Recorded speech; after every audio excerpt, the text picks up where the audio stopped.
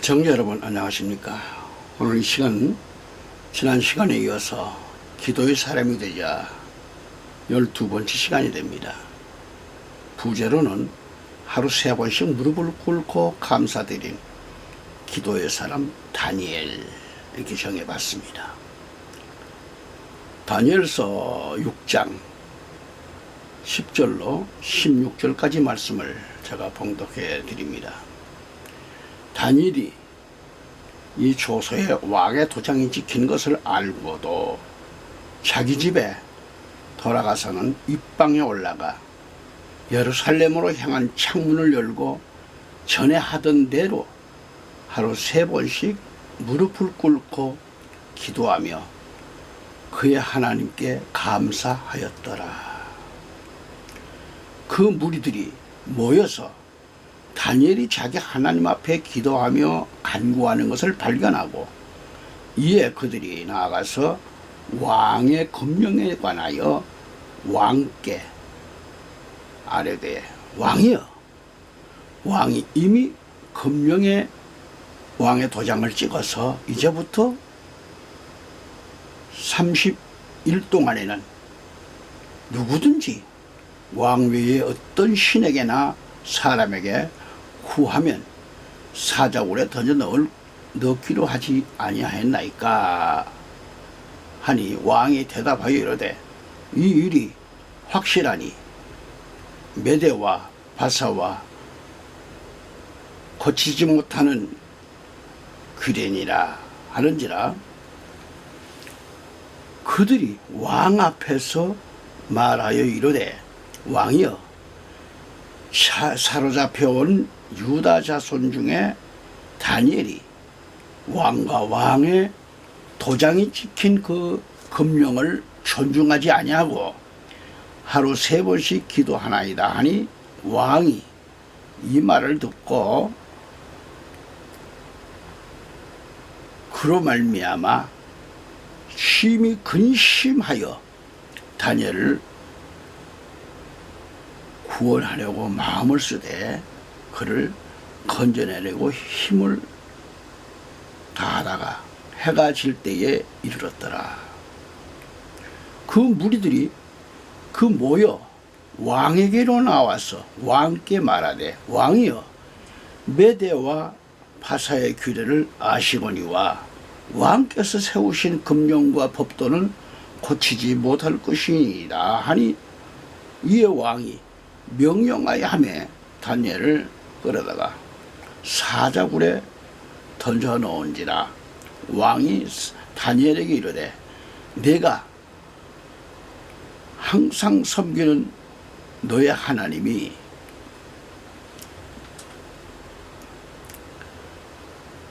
너를 구원하시리라 하니라. 아멘. 미국은 전통적으로 다민족 국가라고 할 수 있습니다. 세계 곳곳에서 이민을 온 많은 그런 사람들로 구성된 그런 사회이죠. 그러나 미국의 사회를 이루고 있는 주류는 3가지 조건이 충족되어야 한다고 하죠. 첫째는 앵글로색슨족이어야 하고, 2번째는 백인이어야 하고, 3번째는 프로테스탄트 신앙을 가진 사람이어야 주류 사회의 일원이 될 수 있다고 합니다. 그 외에 속한 사람들은 자유롭게 살아가고 있지만 미국의 주류 사회에서 중심적인 인물이 될 수 없다고 여겨지고 있는 거죠. 그러나 미국의 역사를 살펴보면 그렇지 못한 사람들도 미국의 주류 사회에 편입하여 성공한 사람들이 없었던 것은 아닙니다. 70대 세계 정치를 좌지우지했던 헨리 키신저라는 그런 독일에서 이민을 온 사람이 있었습니다. 그는 한평생을 미국에서 살았지만 영어가 능통하지를 못할 만큼 독일식 영어를 했던 것으로 알려져 있습니다. 그러나 그는 이 세 가지 조건을 충족하지 못한 사람이었지만은 정치적 서열 3이라고 할 수 있는 국무장관으로서 세계 정치 무대에서 큰 그런 영향을 행사를 했습니다. 영향력을 발휘했지요. 현 미국의 국무장관은 루비오 국방부 장관이지만 이전의 국무장관은 콜린 파월이었는데 전 콜린 파월 국무장관도 사실 이 세 가지 조건을 충족시키지 못하는 그런 삶 가운데 한 명이었다고 그래요. 그래서 이 콜린 파월이라는 그 사람은 정말 후진국인 자마이카라는 나라에서 이민 온 그런 가정에서 태어났던 사람인데요. 그는 뉴욕의 빈민 가정에서 태어났다고 하죠. 그리고 다른 사람들처럼 미국의 아이비리그에 속한 대학에서 공부를 하거나 주립대학 출신도 아닌 미국의 뉴욕시 그런 대학을 졸업하고 군인으로 성공을 한 사람입니다. 미국에서는 군인으로 성공하려고 하면 웨스트 포인트 육군사관학교를 꼭 나와야 돼요. 나와야 하는데 그는 삼류대학 출신으로 ROTC 장교로 군인의 길에 들어섰던 것이죠. 그러나 그는 신실하고 성실하게 살았기 때문에 미국에 성공한 모든 군인들이 걷는 요직을 다 거치고 당시 미국의 국무장관으로서 미국 정부의 서열 3위에 이르게 됐다는 것이죠. 과거에 미국의 대통령 선거가 있을 때 이 콜린 파월을 미국의 대통령으로 추대해야 한다는 그런 말이 나올 정도로 아주 인정을 받았던 그런 사람이기도 했습니다. 오늘 우리가 만나는 다니엘이라는 사람도 어쩌면 이런 콜린 파월 못지않는 그런 귀한 명성을 얻었던 사람이죠. 원래 다니엘은 이스라엘에서 태어나서 자랐지만 어린 나이에 나라가 망하면서 바빌론의 포로로 지금 잡혀갔던 거죠. 그런 사람입니다. 그래서 바빌론에서 계속 성장을 했어요. 그리고 전국적으로는 바빌론의 세 사람의 총리 가운데 한 사람, 정치적으로 최상위 그룹에 이르게 됐죠. 그리고 이 바빌론 제국이 다시 페르시아 제국에 의해 멸망하게 되고 페르시아 또 여기서 새로운 그 페르시아 제국이 등장했습니다. 이렇게 새로운 제국 페르시아에서도 이 다니엘은 세 사람의 총리 가운데 가장 인정받는 한 사람의 총리로 자리를 굳힐 수 있었다는 거죠. 여러분, 정권이 바뀌면 보통 전 정권에서 고위직을 그런 차지했던 사람들은 다음 정권에서 정치적인 그런 희생양이 되든지 정치적인 그 보복을 당하기도 합니다. 그런데 한 나라가 바뀌었음에도 불구하고 이 사람은 120개의 도를 가진 어마어마한 페르시아 제국의 총리의 자리를 지금 유지할 수 있었다는 거죠. 그렇다 보니까 이 다리오 왕에 의해서 총리로 임명된 이 다니엘에 대해서 시기하고 질투하는 그런 사람들이 참으로 너무도 많았다는 것입니다. 예를 든다고 하면 한국 사람이 외국에 가가지고 최고위직에 올랐다고 하면 그 나라 사람이 이방 사람인 우리를 향해서 비난하고 모함하고 막 욕할 수 있으리라고 생각이 됩니다. 아마 다니엘이 그런 입장에 놓여있지 않았나 그렇게 생각이 되고요. 3절 말씀을 보면은 다니엘은 마음이 민첩하여 총리들과 방백들 위에 뛰어남으로 왕이 그를 세워 전국을 다스리게 하고자 한지라라고 했습니다. 그러나 7절을 가서 보면 나라의 모든 총리와 지사와 총독과 법관과 관원이 의논하여 왕에게 한 법률을 세웁니다. 세우면서 한 금령을 절하실 것을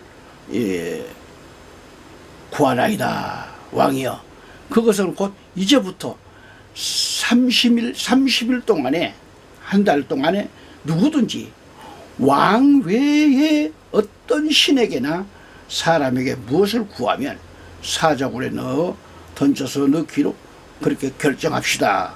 그게 말씀을 보았듯이 이들은 서로가, 그러니까 다니엘을 모함하기 시작해요. 그래서 그들은 특별 법령을 하나 지금 만들었다는 것이죠. 말씀 보면 30일 동안 다리오 왕을 제외한 어떤 신에게도 기도해서는 안 된다는 그런 규정이죠. 만약 그런 기도를 하는 사람이 있다고 하면 그 사람을 잡아가지고 사자굴에 집어넣기로 한 그런 법령을 만들어서 선포하게 됐습니다. 그래서 이런 법령을 만든 이유는 바로 다니엘이 하루 3번씩 하나님께 기도드렸다고 하는 이 사실을 알고 이 다니엘을 함정에 빠뜨리기 위한 그런 법을 만들어 가지고 선포하게 했다라는 것이죠. 만약 우리들을 시기하고 우리를 모함하는 어떤 그 사람들이 우리를 넘어뜨리기 위해 이런 계략을 꾸민다는 것을 우리가 안다고 하면 우리는 과연 이러한 입장에서 어떻게 처신해야 할까? 어떻게? 한번 생각해 볼 필요가 있습니다. 오늘 우리는 이 10절에 가서 여기 10절에 있는 다니엘의 기도를 통해서 우리 자신들이 어떤 위기의 순간을 맞이했을 때에 과연 우리가 나부터 어떻게 처신해야 할 것인가를 배울 수 있으리라고 생각이 돼요. 여기 다니엘의 기도를 통해서 우리가 하나님 앞에 어떤 신앙을 가지고 살아가야 할 것인가를 배울 수 있는 그런 시간이 되기를 저는 바라는 마음입니다. 첫째로 위기 상황에서도 믿음의 기도를 드린 다니엘을 생각합니다. 첫 번째로 다니엘의 기도는 그러한 그 위기 상황 가운데서 드려지는 그런 기도라는 것을 우리는 알 수 있는 거죠. 10절을 주목하시면 보면 다니엘이 이 조서에 왕의 도장이 찍힌 것을 알고도 자기 집에 돌아가서는 윗방에 올라가 예루살렘으로 향한 창문을 열어놓고 전에 기도하던 그런 방식대로 그대로 하루 3번씩 무릎을 꿇고 기도드리며 하나님께 감사드렸다라는 그런 말씀이죠. 할렐루야. 이 조서가 어떤 조서입니까? 임금이 직접 자신의 도장이 찍힌 조서였지요. 이 금령을 어기는 사람이 있다고 하면 가차없이 사자굴에 집어넣어서 사자의 밥이 되게 한다라는 그런 법입니다.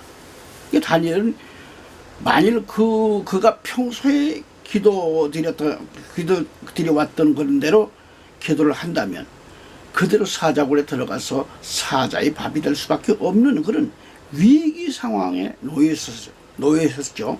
그런데도 불구하고 오늘 성경에는 이렇게 기록하고 있습니다. 다니엘이 이 조서에 왕의 도장이 찍힌 것을 알고도 그랬는데요. 여기서 다니엘이 모르고 자기 방에 가가지고 기도한 것이 아니고 그 모든 상황을 다 알아요. 알고 그 결과는 자기의 죽음밖에 없다라는 이 사실을 알고도 3번씩 하나님께 숨어들이는 게 아니라 평소 때처럼 창문을 열어놓고 예루살렘을 향해서 기도드렸다는 얘기죠. 다니엘을 기도드릴 수 없는 그런 상황에서 하나님께 기도드렸다는 얘기죠. 생각해 보세요.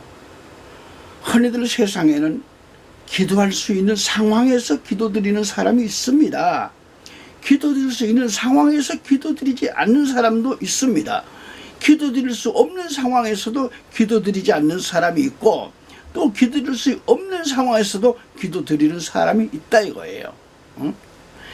다니엘은 기도드릴 수 없는 그런 상황에서도 기도드린 사람이었죠. 이 페르시아 제국의 그 어떤 사람도 한 달 동안은 기도드릴 수가 없습니다. 안 돼요. 그럼에도 불구하고 다니엘은 그것에 개의치를 않았고 그 위기 상황에서도 목숨을 내어놓고 하나님 앞에 평소와 같이 그대로 기도를 드렸다라는 것이죠. 뭐 창문 닫아놓고 드린 게 아니죠. 숨어서 한 게 아니고 평소와 같이. 역사학자들에 의하면 당시 다니엘은 약 80세 정도의 나이였을 것이라고 추측을 할 수 있는데요. 이렇게 노령인 다니엘이 이제 자기 인생의 마지막을 사제들에게 찍혀서 정말 비참하게 죽어야 될 그런 상황에 놓여지게 된 것이다 이 말이죠. 그럼에도 불구하고 다니엘은 굽히지 아니하고 그 모든 상황을 알고도 하나님 앞에 나가서 기도드리기를 쉬지 않았다라는 그런 얘기입니다. 아멘. 우리는 기도하지 않는 사람들이 흔히 죄의 잠에 빠져 있는 그런 경우들을 많이 볼 수 있잖아요. 그리고 평소에 기도하던 사람들이라도 자신들에게 위기가 닥쳤다. 그러면 하나님께 자기들은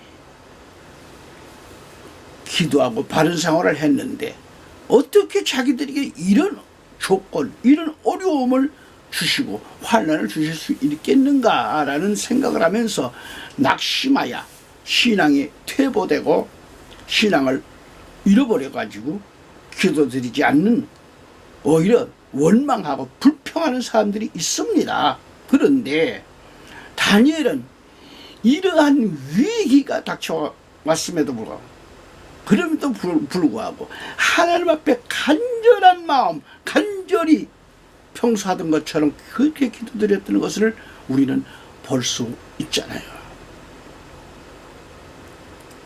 사단 마귀는 우리 기도인, 이 그리스도인들을 누가이금 어떻게 해서든지 기도하는 것을 방해하려고 합니다. 우리가 기도드리려고 마음을 먹고 작정하면 가정에 어떤 일이 생기거나 우리의 신변에 무슨 문제가 생겨가지고 기도를 포기하게 만든다는 그런 경우를 많이 보게 되죠. 여기 다니엘은 도무지 기도드릴 수가 없는 엄한 상황, 그것도 한 달 동안은 기도드리면 죽을 수밖에 없는 그런 상황에서도 불구하고 이 위기 속에서 하나님께 기도드렸다는 그런 말씀입니다. 한 달만 쉬면 되지. 그럴까요? 쉴 수가 없는 것이죠. 기도 쉬는 죄를 범할 수가 없는 거죠. 하루 3번씩 그대로 창문 닫고 숨어서 드리는 게 아니고 떳떳하게 하나님만 바라보고 하나님 한 분만을 바라보니까 말이죠. 우리 그리스도인들을 보면 평탄한 삶을 살 때는 별 생각 없이 살아갑니다. 교회 와서 웃기도 하고 헌금도 잘하고. 그러나 어떤 위기가 발생하면 어떻게 되죠? 그 위기를 슬기롭게 신앙적으로 잘 대처해야 되겠는데 오히려 그렇지 못할 때가 많다라는 것을 봅니다. 우리 한국 사람들은 위기관리 능력이 참 부족합니다. 어떤 위기가 발생하게 되면 말이죠, 막 우왕좌왕하게 되고 당황하게 되고, 그로 말미암아 막 이성적인 판단을 하지를 못하고 막 감정적으로 대응하고 결국은 더 큰 문제를 가져오는 그런 경우가 아주 많이 있습니다. 흔한 거지요, 흔한 것. 그래서 흔히들 지도자가 되려면 최소한 위기관리 능력은 있어야 한다 그러는 거죠. 한 가정의 가장도 위기관리 능력이 있어야 한 가정의 가장 노릇을 잘 할 수 있겠죠. 있는 거죠. 집안에 무슨 일이 막 발생하면 어떻게 대처해야 할지 몰라 당황하다가 오히려 아내가 그 어려움을 수습해 나가는 그런 가정들도 있죠. 여러분, 우리가 인생을 살아갈 때 기도드리고 평소에 영적으로 잘 훈련된 사람은 어떤 위기 앞에 서게 될 때 그것을 새로운 기회로 전환시킬 수 있는 능력이 있고 위기를 지혜롭게 관리할 수 있습니다. 다니엘은 말이죠, 이 위기 상황 앞에 사람을 상대하지 않고 오직 하나님만을 상대하면서 그 위기를 극복해 나가는 그런 모습을 보게 됩니다. 우리 그리스도인은 또한 고린도후서 4장 8절 9절을 가서 보시면 우리 그리스도인들의 모습이 어떠해야 하는가를 잘 말씀해 주고 있습니다. 우리가 사방으로 우겨쌈을 당하여도 쌓이지 아니하며 답답한 일을 당하여도 낙심하지 아니하며 박해를 받아도 버림받지 아니하며 거꾸로 뜨림을 당하여도 망하지 아니하고. 아멘. 이 말씀과 같이 바로 우리 그리스도인이라는 겁니다. 우리 그리스도인. 이렇게 볼 때 우리 그리스도인들은 어떤 위기 상황 가운데도 오뚜기처럼 벌떡 일어서서 중심을 잡는 그런 신앙의 모습을 갖춰야 한다는 것을 말씀해 주고 있는 거예요. 아멘. 위에서 봤듯이 고린도후서 4장 8절 9절 말씀을 우리 그리스도인의 그 마음속에 깊이 새겨서 강하고 담대함을 갖고 다니엘처럼 하나님 앞에 무릎을 꿇고 기도드릴 때 하나님께서 그 기도를 들으시고 능히 감당할 수 있는 힘을 주시는 거예요. 그러므로 우리 그리스도인이 위기 상황 속에서도 강한 마음, 이 강한 마음으로 그래서 중심을 잡을 수 있는 사람, 하나님의 사람들로서 또는 신앙인으로서 승리하는 그리스도인 여러분이 다 되시길 우리 구주 예수 그리스도 이름으로 축원합니다. 아멘. 아멘.